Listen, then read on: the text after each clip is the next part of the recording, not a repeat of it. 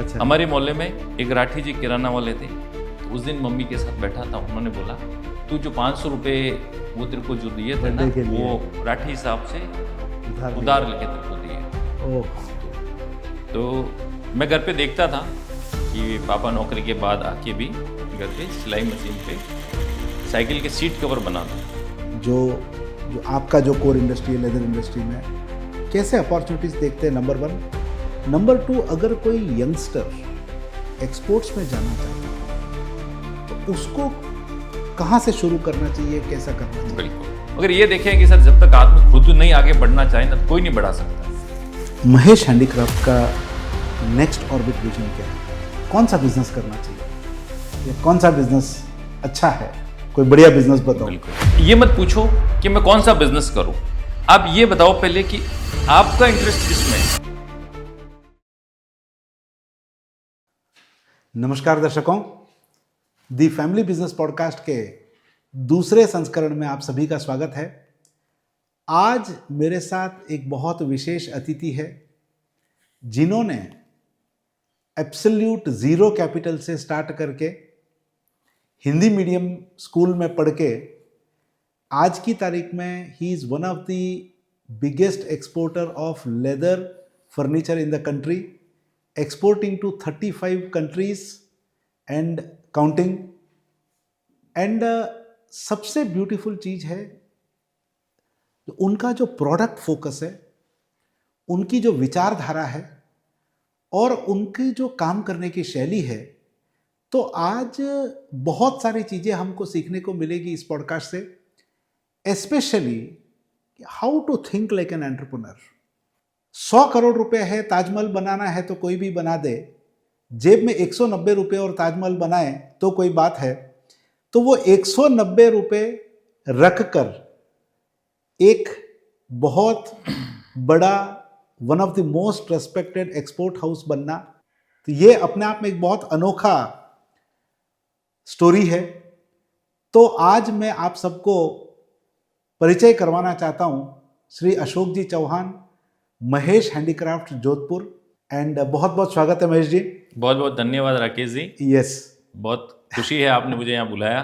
And just to add कि apart from being an exporter, he is been awarded with several awards from governments, several export awards, बहुत सारे social awards, और व्यापार के साथ साथ में बहुत सारे सामाजिक सेवा में, पर्सनल लाइफ में भी he is a classic example of a holistic living leader. तो without wasting much time, right, एक बार और बहुत बहुत स्वागत है। बहुत बहुत धन्यवाद सर। अशोक जी, आज आप जहाँ खड़े हैं उसकी हमने थोड़ी सी बात की है, बिल्कुल, पर मैं चाहता हूँ कि हमारे दर्शकों के लिए आपका जो बचपन से लेके अभी तक का जो सफ़र है उसको अगर आप थोड़ा सा शेयर कर पाएँ तो। बिल्कुल बिल्कुल। पापा मेरे नौकरी करते थे 6 FOD में, एक बेसिक नौकरी थी पापा की। तो मैं घर पे देखता था कि पापा नौकरी के बाद आके भी घर पे सिलाई मशीन पे साइकिल के सीट कवर बनाते थे। ओहो, ओके। पता नहीं, रोज़ मैं उठता देखता पापा इतनी मेहनत कर रहे हैं, नौकरी भी कर रहे हैं, घर आके काम भी करना पड़ रहा है। तो ऐसा था कि यार मैं भी कुछ मेहनत करके कुछ न कुछ ऐसा कुछ करूं कि थोड़ा सा घर का फाइनेंशियली कुछ अच्छा होने लगे। सही बात है। तो लगभग मुझे याद है जब मैं 13-14 साल का था, तब जो है सिलाई सीखनी थी मेरे को, क्योंकि पापा तो रेगुलर करते नहीं थे सिलाई, वो तो नौकरी से जब टाइम मिलता तब करते। तो मोहल्ले में एक सिलाई की दुकान थी, वहाँ सीखने गया मैं टेलरिंग का काम, मशीन चलाने। तो उसमें वही होता है कि भाई एक बेसिक क्या कोई काम सिखाए। 1-2 महीने तक तो मेरे को वो बस ऐसे कुछ माचिस के कुछ वो तिलीस दे के ऐसे ऐसे कुछ करते रहो, जो तुरुबाई सिखाई। फिर वो नॉर्मल काम बताते मेरे को, चाय लेने आओ, वो लेके आओ, ये करके वो जो भी काम होते। बट मैंने अपना 100% दिया उसमें, और कुछ महीनों में मैंने पैंट शर्ट और सब सिलना सीख लिया।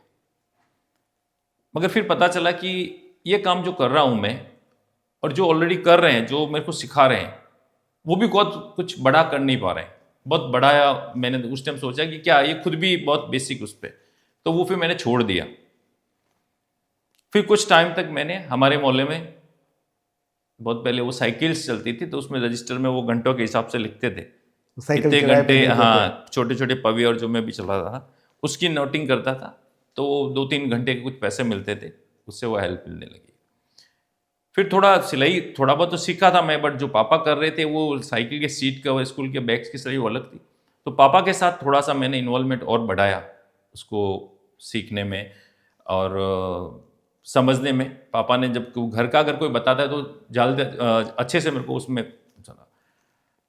पापा सीट कवर बनाते करते और नौकरी जाते, पापा की पोस्टिंग रहती बाहर, बाड़मेर, जैसलमेर उधर, और मैं वो सीट कवर्स लेके साइकिल की दुकान पे देने जाता।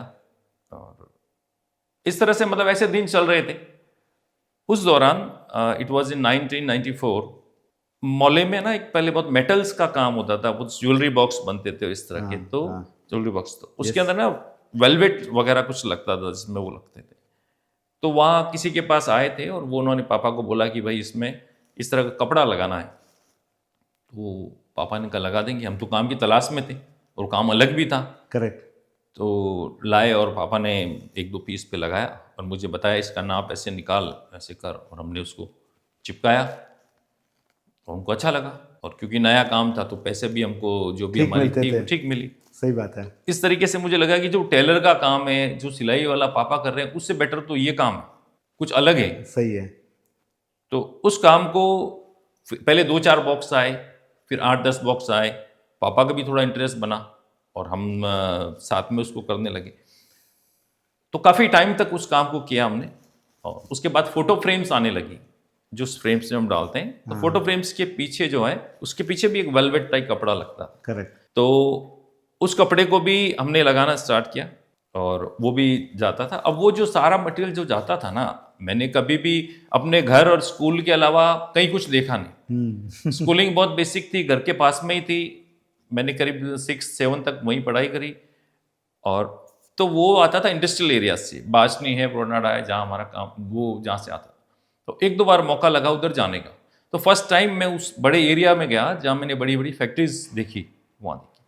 तो उस टाइम क्या हुआ कि वो जो बॉक्स वगैरह होते थे ना, बड़ी साइजेस के थे। तो उन्होंने बोला आप पापा और जो है यहीं आके लगाओ।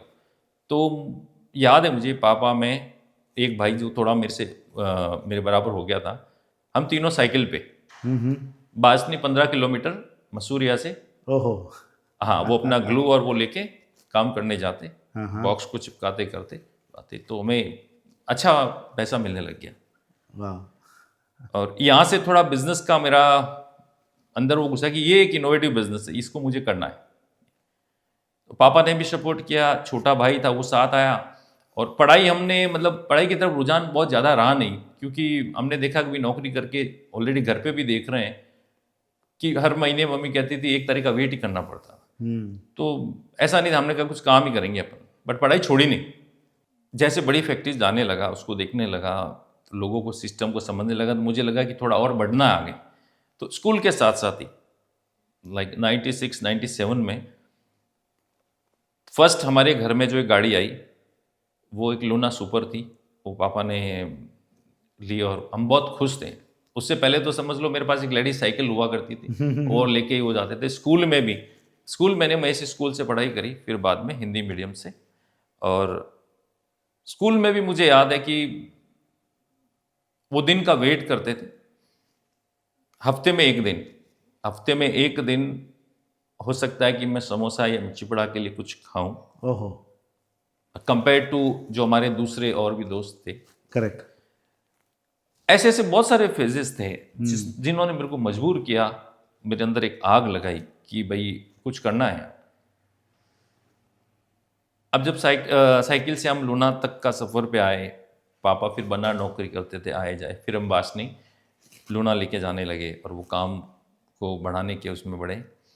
उस दौरान मैंने ना एक कहीं कोई सेमिनार देखा, भारत सरकार की तरफ से कोई हुआ था। उसमें ये एक चीज़ सिखाई थी कि अगर आप कोई चीज़ बनाते हो, मेरे अंदर एक बहुत सी बड़ी झिझक थी कि मैं किससे कैसे बात करूं। मैं किसी को जाऊंगा, मेरा कुछ मैं ये करता हूं, वो क्या पता मेरे को डांट दे, निकाल दे। तो उस सेमिनार में ना जो स्पीकर उन्होंने बताया था कि अगर आप कोई भी चीज़ बनाते हैं तो आपको अधिकार है कि आप किसी को जाके बताएं, और उसको अधिकार है कि वो उसको ले या मना करे। तो both are using their rights, तो इसमें शर्म नहीं होनी चाहिए। सही बात है। तो मैंने सीख लिया। फिर मैंने क्या, वो ज्वेलरी बॉक्स के तरह के फोटोज वो एक छोटा बॉक्स लेके बासनी की 1-2 फैक्ट्रीज में और गया। तो 2-3 जगह गया, तो वो 5वीं 6ठी जगह पे लगा कि हाँ ज़रूरत है यहाँ। तो हम फिर बासनी जिस फैक्ट्री का काम करते थे वहाँ से सेकंड फैक्ट्री जाने लग गए। अच्छा। हाँ, तो इस तरीके से 3-4 और फैक्ट्रियों का हमने काम स्टार्ट कर दिया और धीमे धीमे ग्रो होने लगा। अब क्या है कि जिस घर में रहते थे 2 रूम थे, एक में तो हम रहते थे और एक किचन था और एक ड्राइंग रूम जैसा कुछ था। तो उसी के अंदर हमने अपना काम स्टार्ट किया कि ये जो बॉक्स है, ये जो फ्रेम्स के जो बैक है, ये हम क्यों नहीं यहाँ करें। तो हमने करीब 6-7 हज़ार रुपये की कोई एक छोटी मशीन बनाई और पापा और मैं मतलब पूरा बुरादे से भर जाते थे, सर पे कपड़ा बांधते, कटिंग किया, ये करा, वो डाला गाड़ी के इधर देने गए, साइकिल के दोनों तरफ थैले लगा के और पीछे भी एक ट्यूब लगा के, थैला लगा के भी मैंने माल आगे सप्लाई दे के आया हूँ। वाह। इस जर्नी से भी निकला। मैंने ये सीखा लाइफ में कि आपकी संगत से आपका बहुत बड़ा फर्क पड़ता है। स्कूल में हमारे सारे दोस्त बहुत फाइनेंशियली और वो बहुत थे, तो मुझे इनडायरेक्ट उनसे भी कुछ ना कुछ वो मिलता रहता कि यार देखो ये इतने वो है और समृद्ध है। मुझे एक इंसिडेंट इतना याद है कि 1-2 बार उन्होंने अपनी बर्थडे पे मुझे बुलाया था।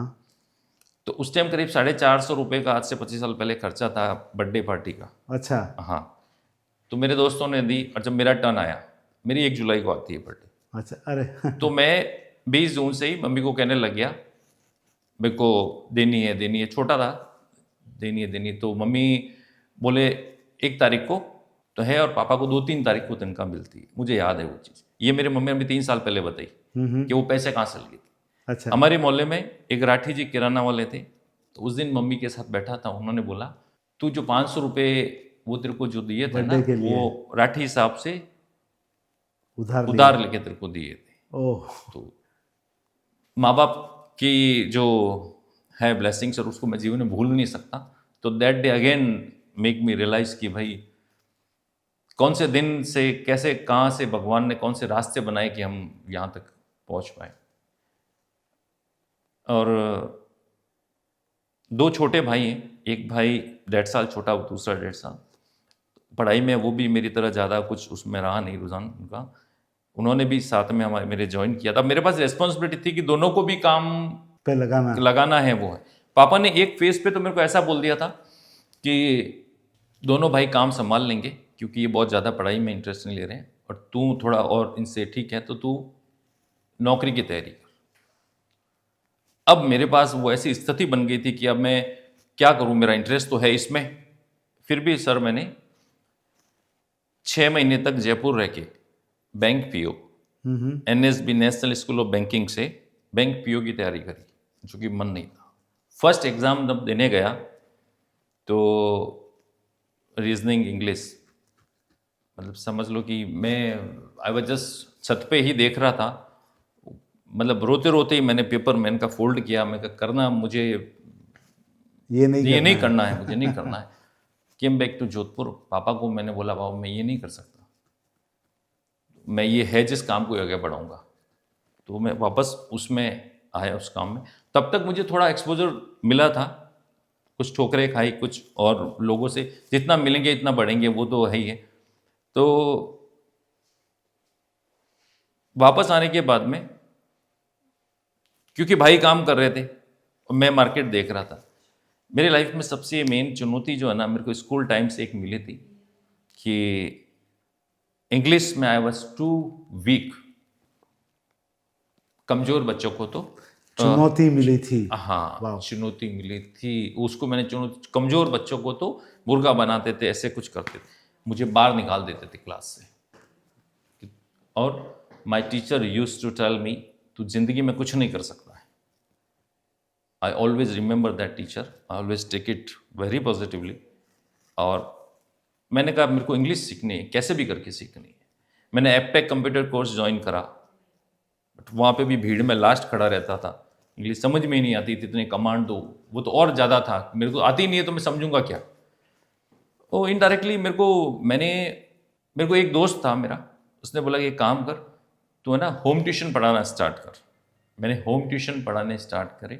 संस्कृत है एक सब्जेक्ट था, हिंदी ये करके, उसी बहाने में उन बच्चों की जो इंग्लिश की बुक होती थी ना, वो इंग्लिश उसमें बहुत इजीली समझाई जाती है। उसमें डायग्राम होते हैं साथ में, upon the river, under the ये, और वो सब लिखा हुआ होता है। तो मैं वो पढ़ा, उनको देख के वो मैं पढ़ा, खुद सीखा उसमें। इस कदर की आग इंग्लिश की मेरे अंदर लगी कि I started speaking with the grammatically. There was a big teacher here in Jodhpur, Anil Pathak, उनके पास इंग्लिश लिटरेचर में थे, उनके पास मैंने ट्यूशन करी। और उनका जो पढ़ाने का तरीका था वो मैं हमेशा शेयर करता हूँ। When I got the national award, तब मेरे को लास्ट पूछा था कि आप हिंदी मीडियम में पढ़े हो, how you speak English well, where you learn any lecture. That time I shared that name. They told me you go and meet him and बताएं कि कैसा उनको लगा आपसे मिलके। तो इट वॉज माई लक, मैं मिलने के लिए A36 गिरनार शास्त्री नगर उनके घर गया। वन लेडी केम डाउन, वो बोले सर किसी से नहीं मिलते हैं। मैं कहा मुझे नेशनल अवार्ड में मेरा आया हुआ है और उनको ये फीडबैक मुझे देना। वो मेरे को ऊपर ले गए, सर वाज ऑन वेंटिलेटर, ओहो हो। अनिल पाठक सर। दे बेटा, मैं कहा सर आई फील प्राउड कि मैंने आपसे सीखी, और वो है बेटा, मैंने आज तक किसी भी स्टूडेंट को कस्टमर नहीं समझा।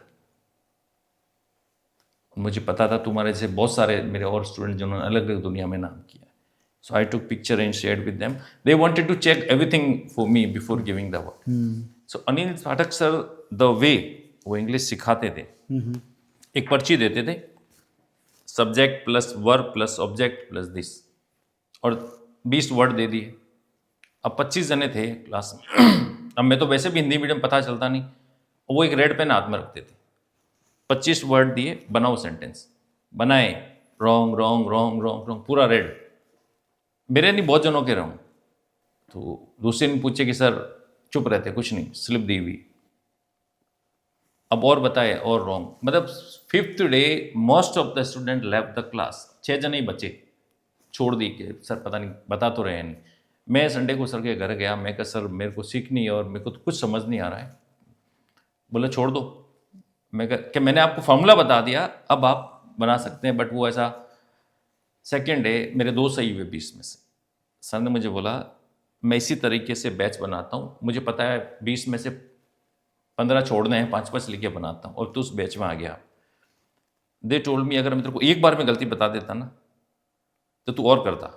सही बात है। तूने एक हफ्ते में इतने तरीके ढूंढ लिए कि ये नहीं करने। अब तू जो इंग्लिश सीखेगा ना तो तू सिखा सकता लोगों को। क्या बात है। दिस स्मॉल स्मॉल थिंग्स सिखाते हैं लाइफ में। तो ये एक पार्ट था कि मैंने इंग्लिश का फेस क्लियर किया। फिर ये चीज़ समझ में आ गई, कोई ये दूसरा आदमी कर सकता तो खुद भी कर सकता। मैं भी कर सकता हूँ, बिल्कुल। फिर जैसे एक्सपोर्टर से मिलता तो उनकी लाइफस्टाइल, उनकी कार्स, उनकी बड़ी बड़ी फैक्ट्रीज देखता मैं, तो मुझे लगा कि ये जो हम बनाते हैं इसका होता क्या है, वो जो दुनिया के बाहर जाते हैं तो मतलब एक्सपोर्ट होता है। ये मैं उस टाइम जाना मैंने, तो मैं कहा ये कैसे मिलते हैं बायर, कैसे कहाँ होता है। तो पता चला कि दिल्ली में एक फेयर होता है, वहाँ पे बायर्स आते हैं और एग्जीबिशन होती। तो मैं यहाँ, मेरे कोई नोन थे जिनको मैं सप्लाई करता था, उनको बोला सर मेरे को फेयर देखना है, मैं आऊँगा। तो उन्होंने कहा ठीक है।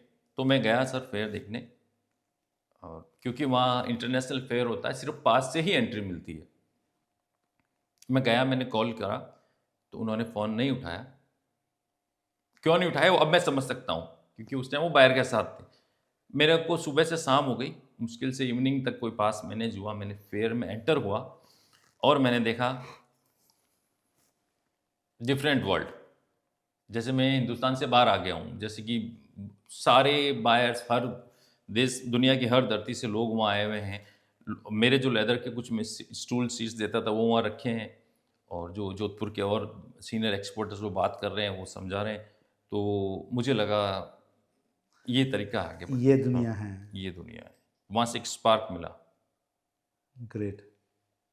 और आया, मैं जोधपुर पापा को बोला मैं कहा, पापा ये अपन है ना इसको पूरा बनाते हैं, सीट तो बना ही रहे हैं, इस स्टूल को ऐसे करते हैं, फिर दिल्ली में फेयर है पापा के, फिर कैसे जाएगा, कैसे क्या होगा, और चलो उसका खर्चा कितना है। मैंने कहा पापा उसके 3-4 लाख रुपए लगते हैं एक स्टैंड के। पापा के छोड़ यार, ऑर्डर नहीं आया तो 3-4 लाख नुकसान हो गया। मैंने कहा छोड़ो, तो एक मैंने ऑर्डर छोड़ा उसको। फिर 2 साल बाद और मुझे वापस वो लगा, मैं मिल तो ऐसे लोगों से ही रहा था, सही बात है।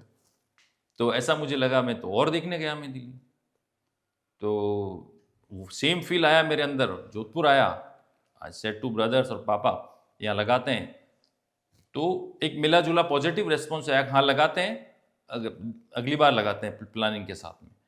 बट जो फाइनल, जैसे एक जो मेरे को किक मिला था, जो मेरी आलोचना हुई, जो चैलेंज लगा, वो इंग्लिश का था। दूसरा, मैं किसी एक्सपोर्टर के पास गया था मेरा कोई काम का पेमेंट लेने, तो मैं 1 बार गया, 2 बार गया, 3 बार गया, I was full with that. जब 4 बार गया तो बोला क्वालिटी चेक, नो प्रॉब्लम। मैं 6th बार जब उसके ऑफिस गया, I was sitting in front of him और I was staring at him. बोला व्हाट हैपेंड सर, ऐसे क्यों देख रहे हो? मैंने कहा भाई पता नहीं, आपके भी 2 हाथ हैं, मेरे 2 हाथ हैं, एक ब्रेन 2 आंखें, सब कुछ सेम है। मैं एक बेगर की तरह 5-6 बार आपके पास आया हूँ और 6 बार पेमेंट के आपने लिए, इंसल्ट। हाँ। आज के बाद मैं डोमेस्टिक काम नहीं करूँगा, मैं खुद एक्सपोर्ट करूँगा। ये लाइन मैंने उनको बोल के उठ गया वहाँ से। कुछ मिनट बाद में एक दूसरे एक्सपोर्टर के पास गया, उन्होंने बोला ये दिल्ली में एक फेयर में आई हुई है स्टैंड। मैंने कहा सर प्लीज़ ले लो मेरे लिए। फॉर्म भरा मैंने हाथों हाथ, स्टैंड लिया 2012 में। उससे पहले मैंने सिर्फ मेरा प्रोडक्ट बनाया। अब ये कैसे बात करनी है, कैसे बिकेगा, क्या एफओबी होती है, ओबी, बहुत सारे सवाल, बहुत सारे थे, दुनिया भर की चीज़ें थी, मगर वो सारी चीज़ें क्या कैसे होगी, वो मेरे जुनून के आगे कुछ नहीं थी। मैंने कुछ करना है, वहाँ गया, कूद गए तो रास्ता खुद खुद ब खुद बन जाता है, बन जाता है। स्टार्टिंग में रहता है struggle, this is like a pyramid, when you start growing, ऊपर ऊपर ऊपर ऊपर धीम कम होती रहती है भीड़, नीचे थोड़ा रहता है, उसको हर आदमी समझ ले तो टॉप पे जा सकता है। सही बात है। तो स्टैंड लिया, that day coming 6 days fair, मैं पूरी रात सो ही नहीं पाया। पहले दिन से मेरे दुकान पे with the God blessings there was a big growth to place the orders. अब मुझे पता नहीं करना क्या, कैसे नोट करते हैं, अंग्रेजों से बात कैसे करते हैं, क्या करना, कुछ नहीं पता। तो कार्ड स्टेपल करता गया, दिस दिस दिस। पहले तो क्या हुआ कि 1-2 बार तो मैंने ऐसे बोला, मैं क्या ओके ब्राउन कलर दिस, फिर उस भाई ने बोला टेक अ नोट। अपन तो पहले ध्यान में रहता है, अपन सब याद है कि नहीं, लिखो। सही तो है। तो लिखना स्टार्ट करा, ये जोधपुर आया with very happily, I tell everyone, मैंने दोस्तों को शेयर किया, मैं एक्सपोर्ट स्टार्ट हो जाएगा मेरा, एक्सपोर्ट स्टार्ट हो जाएगा मेरा। अब मुझे नहीं पता एक्सेल में फोटो एडिट कैसे करना है, कंप्यूटर तो चला ही नहीं कभी, वो कैसे करना है, कैसे कस्टम्स होगा, एफओबी क्या होती है, क्या, बहुत सारे सवाल। बट सारे एक्सपोर्टरों से बहुत दिल से मेरे रिलेशन रहे, तो जिसके पास गया मैं कहा सर ऐसे हेल्प, तो उन्होंने बताई, मेरी हेल्प करी कि अशोक जी ये ऐसे करना, ये ऐसे करना, ऐसे शिपिंग एजेंट ऐसे होते हैं, क्लियरिंग एजेंट ऐसे होते हैं, फॉरवर्डर ये होते हैं, शिपिंग लाइन ऐसे होती है, 1000 चीज़ें थी। 1 by 1 by 1 1 by 1 all clear होती रही और हमने एक्सपोर्ट का काम स्टार्ट किया। वहाँ से मुझे जो भी अभी तक सीखा था 2012 तक, और उसके बाद जो सीखा वो स्पीड बहुत तेज थी, क्योंकि मैं ऐसे लोगों के संपर्क में आ गया था। आपकी कंपनी का बहुत फर्क पड़ता है किन लोगों के साथ आप हो। बायर्स के कमिटमेंट, पंक्चुअलिटी, डिसिप्लिन, ये सारे मैं थोड़े तो फॉलो करते ही था, फिर सारे के सारे फ्रेम में उतरने लगे कि मुझे इन चीज़ों को करना है। और एक चीज़ आपने जो हमारे जो कन्वर्जेशन में आपने बताया है कि भाई जिस कस्टमर के साथ आप जुड़े वो फिर हमेशा के लिए जुड़ा। यस। क्योंकि माल बेचने के साथ साथ वो जो रिश्ते बनाने की जो आप हमेशा बात करते हैं, थोड़ा सा हमारे ऑडियंस के लिए ये एक सबसे बड़ा मेरे लाइफ का ये है कि जीवन में ना ह्यूमंस, जो भी इंसान, चाहे बिजनेस से रिलेटेड हो, चाहे आपके रिश्ते, व्यापार, परिवार, समाज से हो, जैसा आप हम उसको देते हैं ना वैसे ही हमें मिलता है। ये मैंने सीखा हुआ है। अब मेरे बिजनेस में मेरे एम्प्लॉय, मेरे बायर्स, मेरे सप्लायर्स, जब से काम स्टार्ट किया तब से अभी तक सब सेम है, मैंने कभी चेंज नहीं की। मेरे एम्प्लॉय जो है, जिनकी उनको मैंने एसेट समझा, जिनकी वजह से हम यहाँ पहुँचे हैं, बिल्कुल बिल्कुल। उनको खुश कैसे रखना मुझे पता, क्योंकि मैं ही उनमें से एक हूँ, मैं भी उनमें से एक हूँ, मैंने उनके बिल्कुल साथ काम बिल्कुल किया हुआ है। बिल्कुल। और इतनी वो फ्रस्ट्रेशन आपने झेला है, वो पेमेंट समय पे फ्रस्ट्रेशन नहीं झेला आना। है। मैं एक सप्लायर रहा हुआ हूँ, मैं एक वर्कर रहा हुआ हूँ। सारी सप्लायर और वर्कर जो खुद फील करता है कि एक छोटी सी रेस्पेक्ट चाहिए होती है एक वर्कर, तो उस चीज का हमें ध्यान रखना चाहिए।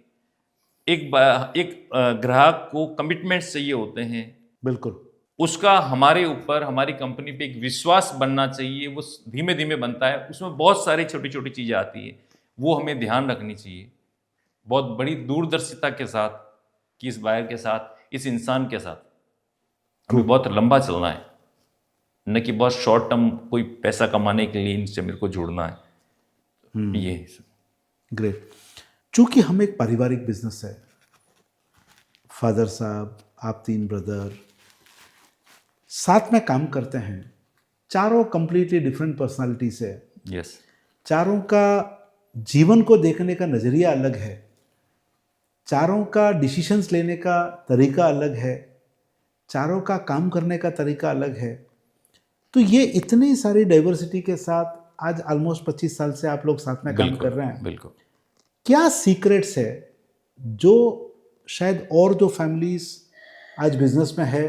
क्योंकि बहुत कॉमनली हम देखते हैं कि भाई जब व्यापार छोटा होता है तो सब ऐसे होते हैं, बट जब व्यापार बड़ा होता है तो ये बॉन्ड यूँ खुलता जाता है और दूर होते जाते हैं, और छोटी छोटी सिल्ली बातों पे परिवार टूटते हैं, सेपरेशन होता है, और सेपरेशन होके सबके सब अकेले, सबके सब अधूरे। तो ये जो आपने बॉन्ड बना के रखा, इसके क्या सीक्रेट्स है? देखो, कुछ संस्कार जो होता है ना, वो आपको घर से मिलते हैं, और वो इतने स्ट्रांग होते हैं, अगर उस पर चल के आप आगे बढ़ो ना, तो कैसे भी लोगों की आप संगत में आओगे, आप हिलोगे नहीं। सही बात है। वो मेरे को पेरेंट्स से मिले। मेरी माँ ने हमेशा बोला है कि भाई जो है उनको अपना बेटे जैसा समझो। वाह। कोई भी कमी हो, अगर तुम्हारे बेटे ऐसा करते तो क्या करते, कोई भी अच्छा हो तो अप्रिशिएट करो।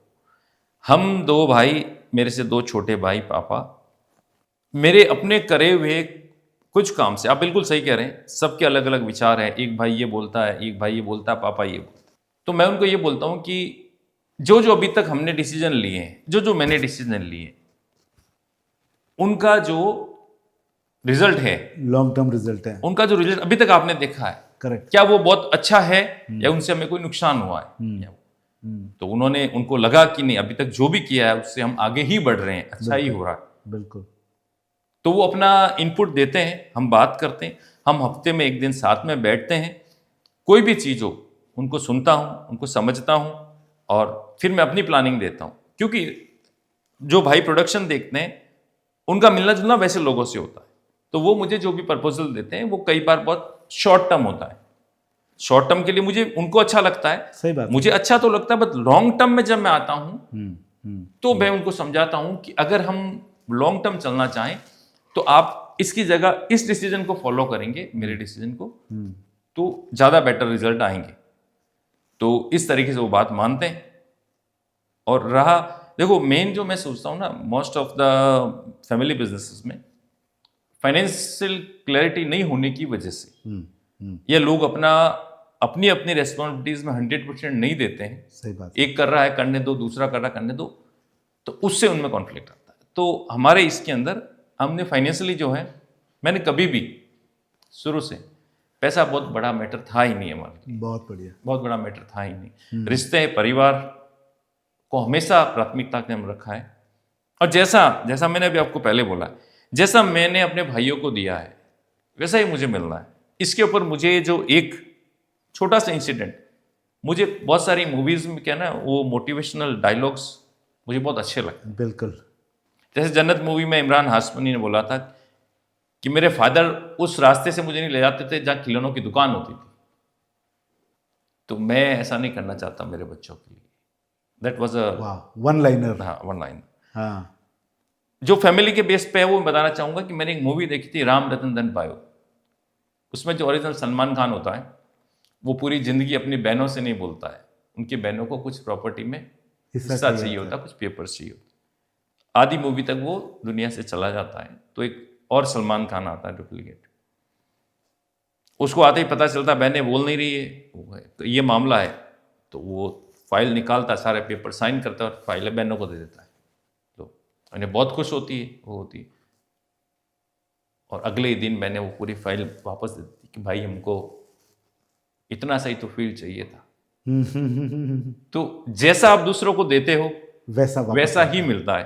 बिल्कुल। एक इतने से पेपर इधर उधर करने के चक्कर में आधी जिंदगी आपस में बोले नहीं, तो इन सब चीजों से ऊपर And, आना पड़ता है। मैं हमेशा ये मानता हूँ, ये सिखाता हूँ कि मांगने से हमेशा छुट्टा मिलता है, Yes, और देने की नीयत रखते हैं तो काजू द्राक्ष बादाम मिलता है। बिल्कुल राइट। बिल्कुल। तो लॉ ऑफ कंट्रीब्यूशन एक रियली बहुत बड़ा टूल है जब परिवार को साथ में रखना होता है। और एक बात मैं हमेशा बोलता हूँ और आज फिर से रिपीट करूँगा कि जब बात हो रिश्तों की, तो हमेशा और हर हमेशा हारने में ही जीत है। यस, बिल्कुल। बात हो जब रिश्तों की, तो हमेशा और हर हमेशा हारने में ही जीत है। रिश्तों में जीतने की कोशिश मत करो, रिश्ते में देने की बात करो। और दूसरा, जैसे योगी जी बोलते, बटोगे तो कटोगे और साथ रहोगे तो रूल करोगे। तो आज परिवारों में भी एग्जैक्टली यही है। बिल्कुल। और मैं ऐसा मानता हूँ कि जो परिवार में बड़े हैं, जो आपने अभी बताया, जहाँ पर भी मैंने देखा है जो बड़े हैं, जो वो बोलते कम है और सुनते जाता है, तो वहाँ परिवार हमेशा ऐसा रहता है। ऐसा रहता बड़े है, बिल्कुल। जब बोलते कम है और सुनते ज़्यादा है, वहाँ परिवार हमेशा बंधा हुआ रहता है। तो कमिंग फर्दर, आज की तारीख में भारत के प्रेजेंस को आप इंटरनेशनल मार्केट में कैसे देखते हैं? नंबर वन, क्या अपॉर्चुनिटीज़ है बिल्कुल। फर्नीचर इंडस्ट्री में, हैंडीक्राफ्ट इंडस्ट्री में, जो आपका जो कोर इंडस्ट्री है लेदर इंडस्ट्री में, कैसे अपॉर्चुनिटीज़ देखते हैं? Number one. नंबर टू, अगर कोई यंगस्टर एक्सपोर्ट्स में जाना चाहता हो तो उसको कहाँ से शुरू करना चाहिए, कैसा करना चाहिए? बिल्कुल बिल्कुल। नंबर वन जो आपने बताया है कि भारत क्राफ्ट, भारत हैंडीक्राफ्ट्स को दुनिया में कहाँ पे देखते हैं, जब से मैंने इंटरनेशनल ट्रैवल स्टार्ट किया है तब से मेरा विज़न, मेरी सोच 100 गुना हो गई है। मतलब इट्स बियॉन्ड। भारतीय क्राफ्ट को पूरी दुनिया में, क्योंकि हाथ से बनती है चीज़ें, बहुत सराहा जाता है। वो पूरी स्टोरी लिखते हैं। मैं पेरिस जाता हूँ, जर्मनी जाता हूँ, स्पेन, बेल्जियम, वहाँ उनके स्टैंड्स पे देखता हूँ तो हमारे टूल्स लगाते हैं, क्या कैसे ही बना है, हमारे आर्टिजन की फोटोज लगी होती है और वो एक स्टोरी ऐड करते हैं उस प्रोडक्ट में। उस प्रोडक्ट को कोई आदमी घर पे लगाए ना, वो मशीन से नहीं बना है, सही बात, हाथ से बना हुआ है। Wow, it is made in India. Handcrafted. Yes, handcrafted. Handcrafted in India. In India. Yes. तो इस क्राफ्ट को जो जैसे जोधपुर के एक छोटी सी जगह प्रतापनगर में मैंने इस लेदर क्राफ्ट को, जो पहले हम जूतियों का काम करते थे सारा कुछ, उसमें एक लिमिटेड मार्जिन होता था, तो उस क्राफ्ट को मैंने एक नया रूप देके पूरी दुनिया में फैलाया है। इसी तरीके से हिंदुस्तान के हर स्टेट के, हर जिले के, हर गांव में विरासत से मिली हुई कुछ स्किल वहां के लोगों के पास है। बिल्कुल। अगर उस स्किल को हम आज की लेटेस्ट डिजाइन क्वालिटी के अनुसार और टेक्नोलॉजी के साथ, टेक्नोलॉजी ऐड करें, यस, के अनुसार उसको फाइन करें, तो वो क्राफ्ट पूरी दुनिया में धूम मचा देगी। बहुत सारी डिमांड है इस क्राफ्ट को इंटरनेशनल लेवल पे एक्सपोज करने के लिए। सरकार भी प्रयास कर रही है, मगर ये देखें कि सर जब तक आदमी खुद नहीं आगे बढ़ना चाहे ना, तो कोई नहीं बढ़ा सकता है। सही बात है, सही बात है। बहुत भूख का होना, तो भूख का होना सबसे पहला अब स्टेप उसको है। खुद आगे बढ़ने के लिए थोड़ा सा विजन चाहिए सही बात है। कि भाई मैं इसको पहले मैंने स्टार्ट किया काम तो मैं कपड़े के सोफे सोच रहा था, कपड़े की स्टूल, फिर मैंने सोचा लेदर, आर्टिफिशियल लेदर, फिर कोई मेरे को मिला, वो बोला जब काम कर ही रहे हो तो रियल में करो ना, अब काम तो सेम करना है, सही बात है। तो उसकी वैल्यू ज्यादा मिलेगी। अब कोई सोफा कपड़े का बना हुआ वो 10,000 का, लेदर का बनाऊंगा तो 40,000 का होगा, काम सेम है, टाइम सेम लग रहा है, तो फिर वही काम करो जिसमें वैल्यू ज्यादा मिले। सही बात है। तो कई बार नहीं, ऑल द टाइम्स हम बड़े लोगों से, अनुभवी लोगों से, जिनको लाइफ का बहुत अनुभव, ये तो मेरे जीवन की रही है बहुत बड़ी सीख की I always keep learning, I keep meeting, जो बड़े लोग होते हैं उनसे मिलता रहता हूँ, उन्होंने जीवन में कहाँ कहाँ जो नहीं करना था वो करा, कहाँ कहाँ सीखा है जो मैं जल्दी सीख जाऊँ। एक सूत्र मैं हमेशा देता हूँ कि आपका स्पेयर टाइम जो है वो कहाँ जाना चाहिए, आपका स्पेयर टाइम जो है ये कहाँ जाना चाहिए। तो मैं हमेशा बोलता हूँ भाई 25% टाइम आप जैसे हो वैसे लोगों के साथ जाए और 75% स्पेयर टाइम जो है ऐसे लोगों के साथ जाए जैसा जिनके जैसा आप बनना चाहते हो। बिल्कुल। तो हमेशा कोशिश करें कि आप जिनके जैसा बनना चाहते हो ऐसे लोगों के संगत में, ऐसे लोगों के सानिध्य में जितना रहेंगे, और कब किसकी कौन सी एक बात कहाँ कैसे चुप जाए और उससे जीवन में क्या रूपांतरण आ जाए हमें नहीं पता है। तो I think Ashok ji is a classic example of that. तो वो एक बात जैसे अब सर अचानक तो मैं मेरे साथ बहुत बड़े बड़े लोग ला नहीं सकता, सही बात है, ना मैं जा सकता हूँ प्लेटफॉर्म नहीं, सही बात बट मैं बड़े लोगों की जीवनी पढ़ सकता हूँ, मैं मोटिवेशनल वीडियोस देख सकता हूँ, तो ये मेरा शुरू से शौक रहा है। बिल्कुल। मैंने जब 12th में था तभी एक चीज, जो बिजनेस ही करूंगा और नौकरी इसलिए नहीं करूंगा, वो एक छोटी सी कहानी मैंने पढ़ी थी उस टाइम। हाँ, एक मेरे दोस्त ने उसके घर कोई किताब देखी थी, जीत आपकी, शिवखेड़ा। हाँ वही जो सिंपल, उससे नहीं समझ में आया था जीतने वाले कोई अलग काम नहीं करते हैं, बट हर काम को अलग ढंग से अलग करते हैं। ढंग से करते हैं, सही बात है। तो उसमें कहानी थी कि एक जो चील होती है उसका एक वो अंडा है, वो आके मुर्गी के घोंसले में गिरता है, फूटता है उसमें से और बच्चा निकलता है, वो मुर्गी के बच्चों के साथ ही रहता है, उड़ता ही उड़ता है, उसकी तरफ बांग देता है। तो एक बार वो चील को उड़ते हुए देखता है और मुर्गी से पूछता है माँ ये क्या है, वो कहती है बेटा ये तो बहुत तेज उड़ने वाला पंछी है, तुम इसकी तरह नहीं उड़ सकते। अब क्योंकि उसके माँ बाप ने बोल दिया तुम नहीं उड़ सकते, तो ये साइकोलॉजी उसके दिमाग में बैठ गई और पूरी जिंदगी इतना ही उड़ा और दुनिया से चला गया। अब मेरे अंदर घुस के किसने देखा है मैं नौकरी करूंगा या बिजनेस करूंगा या मैं पूरी दुनिया में एक्सपोर्ट करूंगा। सही बात है। तो that change entire my picture कि नहीं मैं इसलिए नौकरी नहीं करूंगा कि पापा ने बोला है, मैं तो करूंगा business. That give me the very strong. Fantastic. Yes. तो अशोक जी मेरे पास बहुत सारे यंगस्टर्स आते हैं और पूछते हैं कि सर कुछ बिजनेस चालू करना है, कौन सा बिजनेस करना चाहिए या कौन सा बिजनेस अच्छा है, कोई बढ़िया बिजनेस बताओ। बिल्कुल। एंड आई एम श्योर कि ऐसे सवाल आपके पास में भी आते होंगे। बिल्कुल Right? बहुत सारे आते हैं। तो आप क्या जवाब देते हैं? मेरे पास जब ऐसे लोग आते हैं ना, तो अब जो मेरा जवाब है, अब जो उनको देता हूं कि भाई ये मत पूछो कि मैं कौन सा बिजनेस करूं, आप ये बताओ पहले कि आपका इंटरेस्ट किस में है। देखो बिजनेस तो हो सकता है मैं उनको बताऊं कि आप ये बिजनेस कर लो, कि आप बाइंग एजेंट बन जाओ, ये बन जाओ, और वो कर भी लेगा, बट कुछ टाइम बाद उसको पता चलेगा कि अरे ये तो मेरे इंटरेस्ट का भी नहीं है। सही बात है। तो हमेशा जैसा कि सबके अंदर अलग अलग काबिलियत होती है, तो आप वो बिजनेस जिसमें आपकी रुचि हो उसको अगर करेंगे तो रिजल्ट बहुत अच्छे आएंगे, न कि कोई भी बिजनेस बताओ मैं कर लो। यार कहीं ना कहीं जीवन में खुशी तो चाहिए ना, किसी कहने से आपने कोई स्टार्ट कर दिया, चला ठीक है पैसे कमा रहे हो, फिर पता चला यार इंटरेस्ट का नहीं है, कुछ तो समय बाद, हाँ तो कुछ समय बाद रिग्रेट नहीं होना चाहिए, क्योंकि लाइफ एक ही मिली है, मतलब ऐसा कुछ स्कोप रखो ही मत, जो इंटरेस्ट हो उसी में अपना बेस्ट दो तो उसमें मजा आए। महेश हैंडीक्राफ्ट का नेक्स्ट ऑर्बिट विजन क्या है? अभी चूंकि आज हम करीब 35 कंट्रीज में एक्सपोर्ट करते हैं, हर वीक एक नया बायर जुड़ता है आपके साथ में, जो जुड़ता है वो हमेशा के लिए जुड़ता जाता है। हाँ। तो अभी आपका नेक्स्ट विजन क्या है? देखो वैसे हमारा जो स्टार्टिंग से विजन रहा है ना, तो यही रहा है कि जहाँ से हम उठे हैं, जिन लोगों को लेके साथ चल रहे हैं, कैसे भी करके उनकी आमदनी को और बढ़ाए। और कैसे बोले, बिल्कुल सही। तो इनडायरेक्टली तो मैं जब भी मिलता हूँ नए एंटरप्रेन्योर से, like when I got the national awards, तो पूछा गया था कि भाई आपका सेम सवाल, अगला टारगेट क्या है, क्या करना चाहते हैं। तो मैं हमेशा ये बोलता हूँ कि जो सीखा है मैंने मेरे अनुभव से, मैं हजारों एंटरप्रेन्योर्स को तैयार करूँ।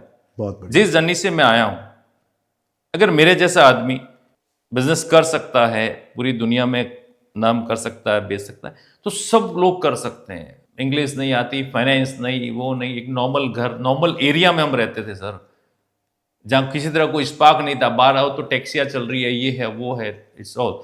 बट वहाँ से भी हमने वो सोच लेके यहाँ आते आते ये चीज़ करी।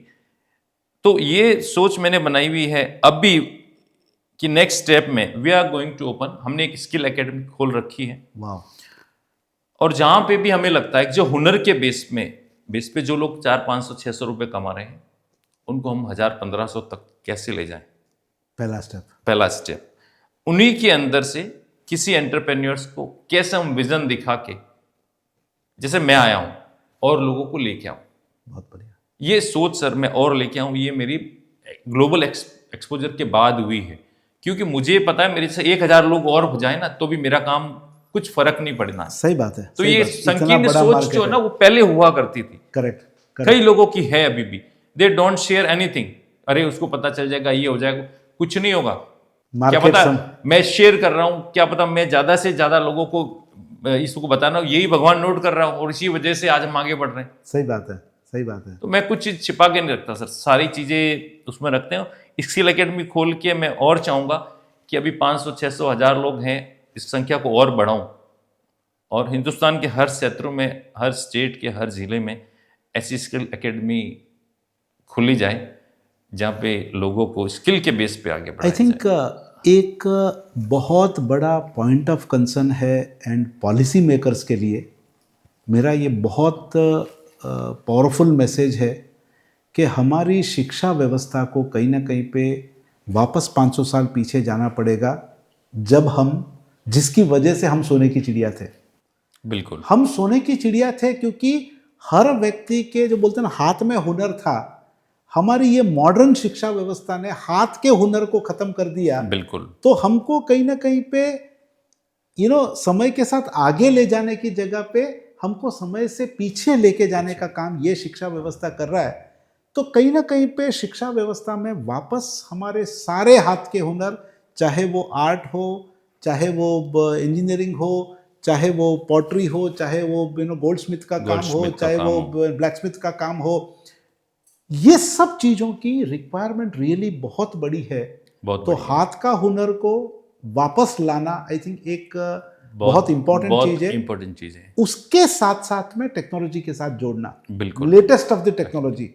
तो हमारी ancient practices clubbed with the latest technologies, अगर अपन जो स्किल यूनिवर्सिटी की आप बात कर रहे हैं, जो स्किल एकेडमी की बात कर रहे हैं, वहाँ पे ज़्यादा से ज़्यादा स्कूल्स के साथ कोलैबोरेट करके, गवर्नमेंट्स के साथ कोलैबोरेट करके, स्कूल्स के लेवल पे आप हाथ के हुनर को ज़्यादा कैसे प्रमोट कर सकते हैं, आई थिंक ये बहुत बड़ी राष्ट्र सेवा होगी मेरे हिसाब से। बिल्कुल बिल्कुल। तो इसके लिए है ना, सरकार भी अगर इस सेगमेंट को प्रायोरिटी पे रखे, स्कूल्स में भी स्किल एकेडमी का ये अगर स्टार्ट करें, तो इस सेक्टर में जो लोग आगे आना चाहेंगे ना, वो तभी आगे आएंगे जब उनको कोई विजन दिखेगा। बिल्कुल बिल्कुल, कि मैं स्किल का काम करके मैं कहाँ तक पहुंचूंगा। एग्जैक्टली। तो उसके लिए उनको बहुत सक्सेसफुल एंटरप्रेन्योर्स जो पहुंच चुके हैं, उनसे उनका विचार विमर्श हो। हाँ, एक और थॉट है।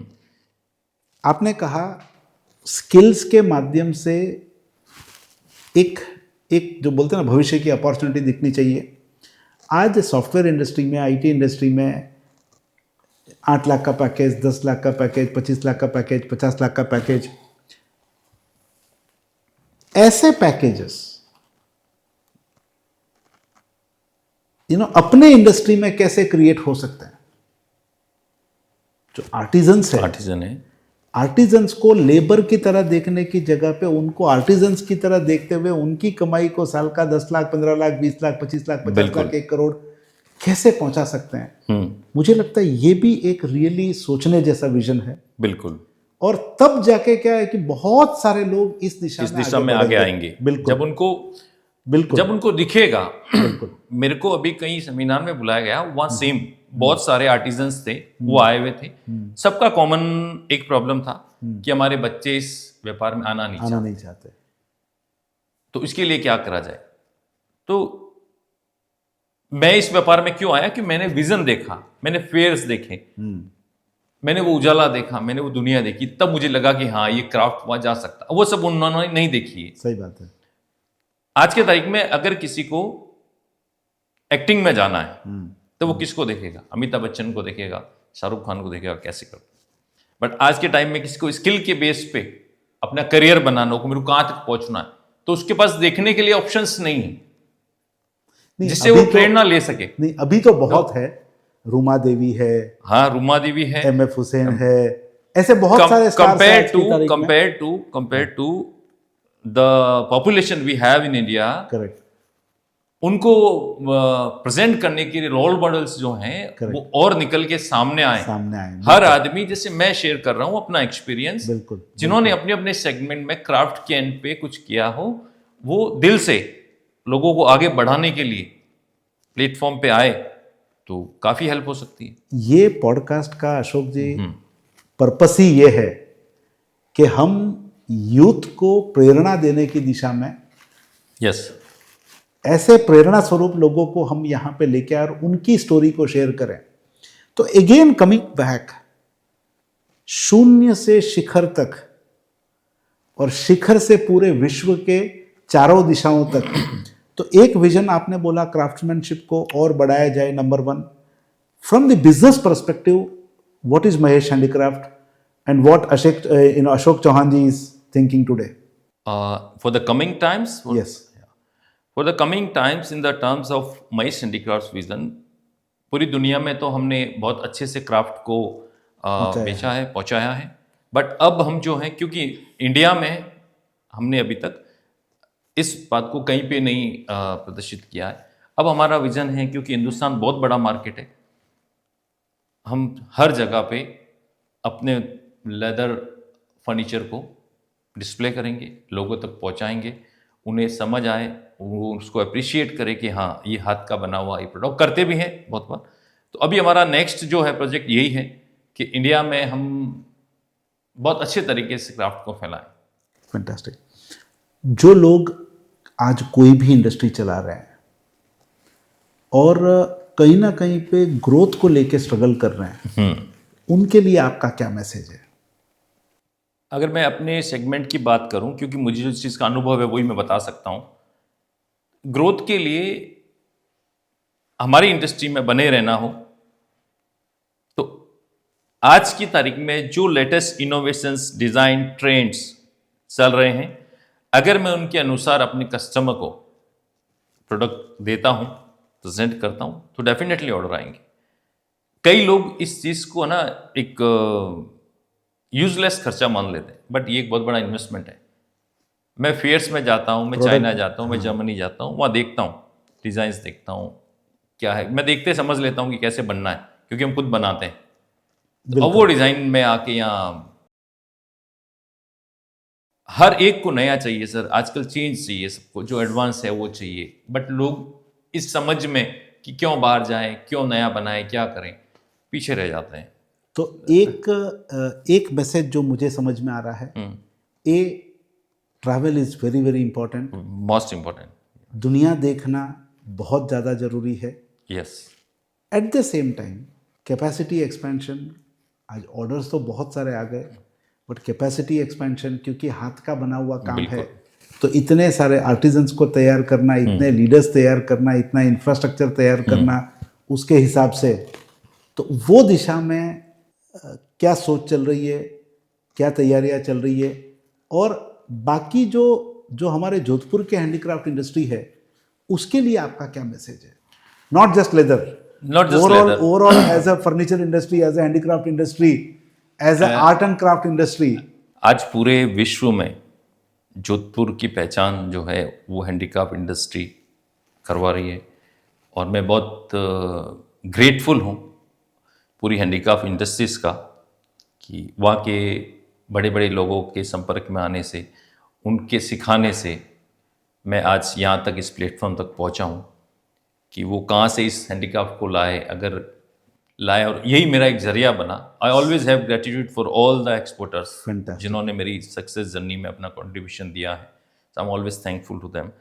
और उनके लिए यही मैसेज है जो मैं फॉलो कर रहा हूँ। हो सकता है मेरी प्रोडक्ट लाइन अलग हो, बट हम जब भी किसी बायर्स को इंटरनेशनली अटेंड करते हैं तो मेरा सबको ये कहना है कि वो थोड़ा सा लॉन्ग टर्म प्लानिंग से करें। बिल्कुल बिल्कुल, ये नहीं कि इस बायर का एक बार ही काम करना है, नहीं, सही इस बात। बायर को बहुत लंबा चलाना है। इस बायर का विश्वास हमारी कंपनी में इतना करो कि हमारे जैसे 100 और हो जाए ना तो भी बायर कहीं नहीं जाए, बोला I will buy from Mahesh handicrafts only. Fantastic. When buyer comes to me, they don't select the new items. I suggest them this. Okay, Ashok, make one container. Wow. Because ये विश्वास हमने उनमें जागृत किया है। फैंटास्टिक। और जो कमिटमेंट्स हमने किए हैं कि इतने दिन में जाना है वो जाएगा, या यहाँ हमने मिस्टेक करी है, आई विल एक्सेप्ट। तो कुछ बहुत बेसिक चीज़ें हैं जो सारे एक्सपोर्टर्स करें, नई डिज़ाइंस दें, कमिटमेंट से काम करें, और इस तरीके से काम बढ़ा सकते हैं। थोड़े से आपको मिले हुए अवार्ड्स के बारे में बात करें, राइट? कुछ एक्सपीरियंसेस आपके अवार्ड्स को लेके। बिल्कुल।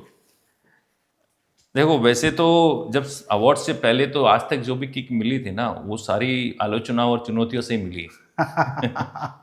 तो उस टाइम अवार्ड नहीं समझता था। तो सबसे बड़े अवार्ड तो वही थे। हाँ, वो सबसे बड़े अवार्ड माने जाए। हाँ। अब मैं 10th में भी मेरे कोई 55% बने थे, 12th में भी कम ही थे। तो हमारे समाज के कुछ प्रोग्राम्स होते थे, हाँ। उसमें वो फर्स्ट डिवीजन वालों को ऑनर किया जाता था। तो मैं वो प्रोग्राम छोड़ता नहीं था, सबसे पीछे खड़ा रहता था।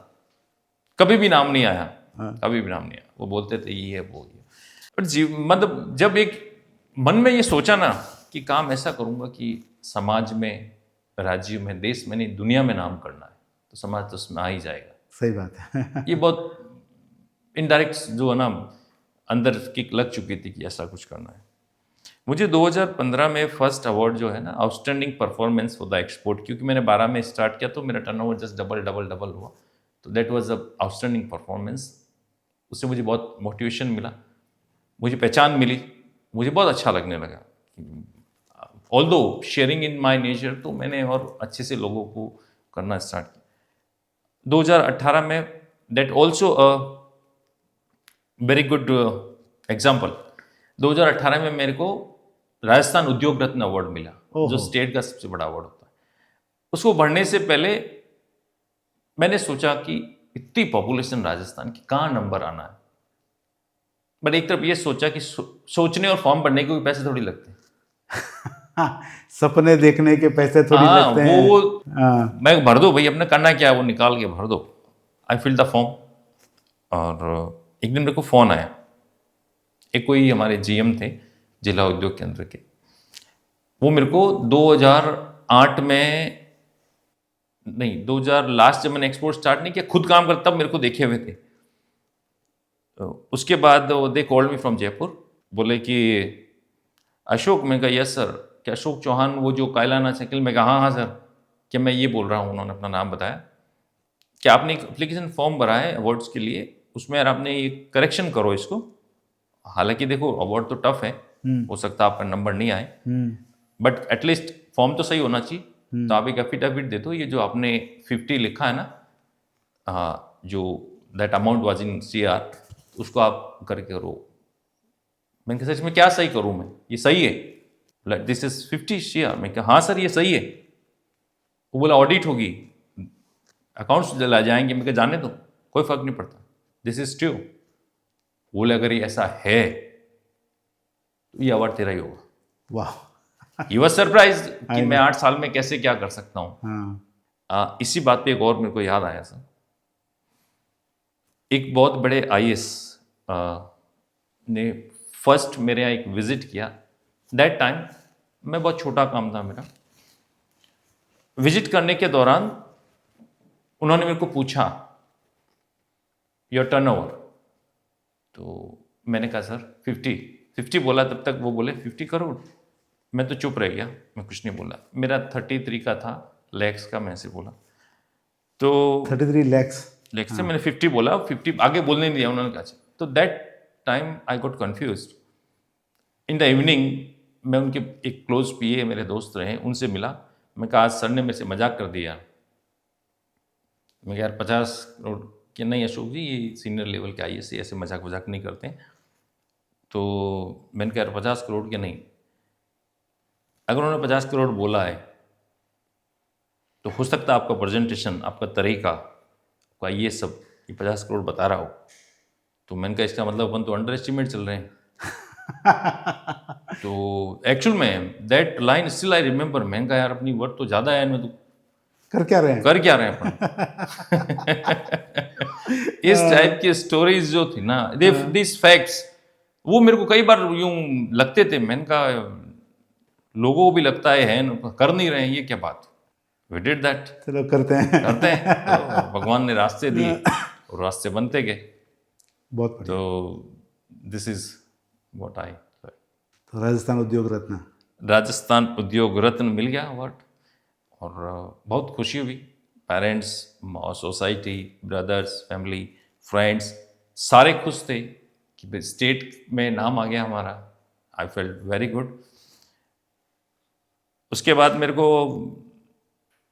APCHA काउंसिल है, export promotion council for handicrafts, Delhi में, जहाँ से कि एक्सपोर्ट को बढ़ाने के लिए सारे प्लेटफॉर्म, स्टेट फेयर्स सब वहीं लगते हैं। मेरे को भी बायर्स वहीं से मिले।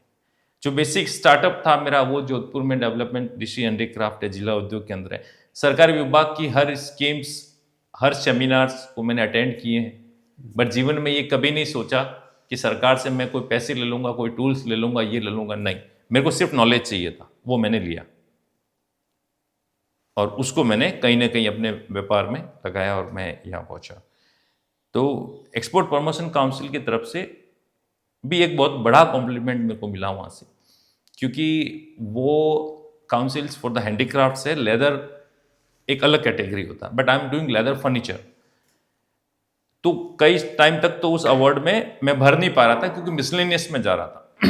But slowly 2012 to 2018-17 they so I am growing, leather की स्टैंड का हो रहा है।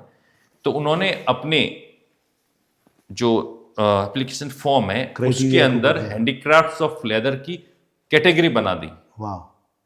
And they told me Ashok you have done a remarkable work, that आपके लिए हमको एक कैटेगरी जनरेट करनी पड़ गई। और जब से वो कैटेगरी बनी, with the blessings of God, I am the only who are getting this awards for the exports. Fantastic. I got all the trophies, I got all the awards. उसका maximum जो है that I have already got. और मेरी life का सबसे बड़ा award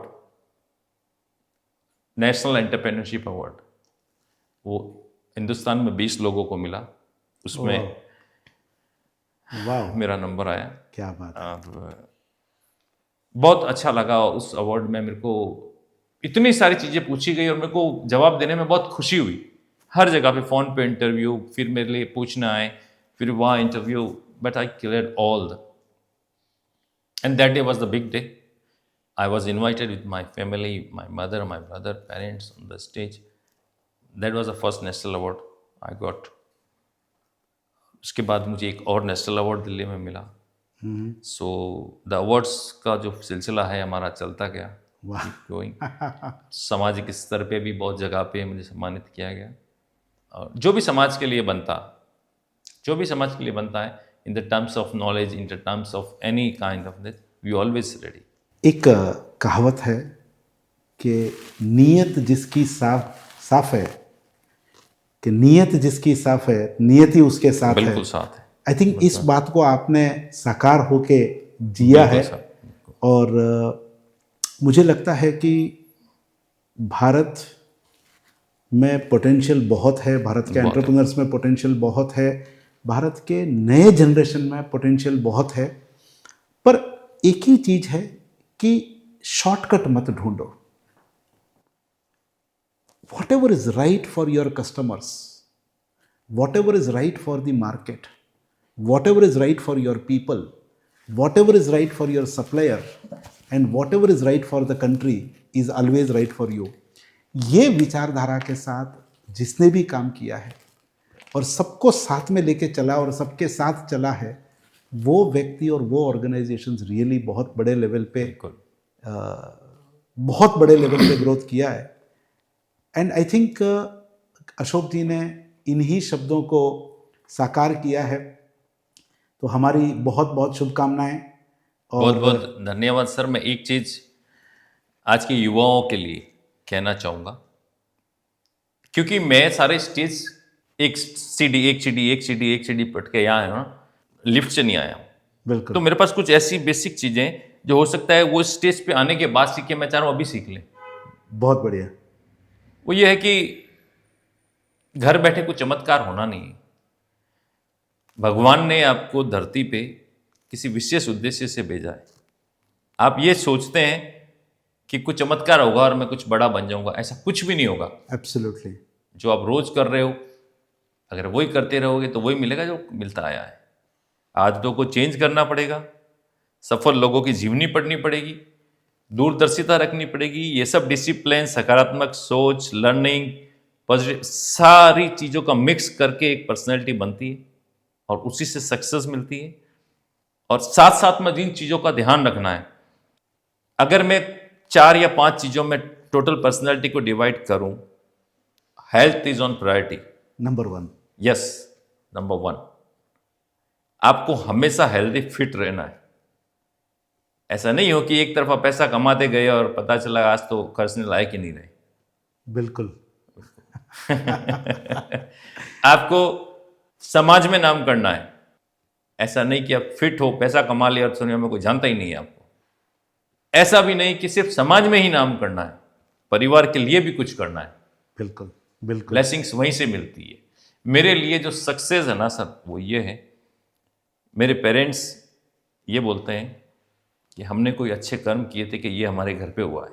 वाह वाह। बस बाकी पैसा वैसा सब सर चलते रहते हैं और यहीं रह जाएंगे। बिल्कुल। Blessings always works. जो आपके दिल में है वही आपकी जुबान पे होना चाहिए। लोगों को साथ लेके चलना है, दुआओं में दम होता है। इन सब बहुत बेसिक सोच के साथ अगर कोई भी इंसान बिजनेस करता है तो सक्सेस की गारंटी मैं देता हूँ। वाह वाह। Thank you. बहुत बढ़िया, बहुत बढ़िया। बहुत बहुत धन्यवाद आपका। Thank you sir. And looking forward to see you grow leaps and bounds. एंड बहुत सारे लोगों का भला हो, बिल्कुल और राष्ट्र का उत्थान हो। एक वन कंक्लूडिंग लाइन जो मैं लगभग मेरे हर सेशन में मैं कहता हूं कि सबसे बड़ी राष्ट्र सेवा स्वयं का उत्थान। सबसे बड़ी राष्ट्र सेवा स्वयं का उत्थान। हर व्यक्ति अगर अपने आप को ऊपर उठाने की जिम्मेदारी ले ले, देश अपने आप ऊपर हो जाएगा।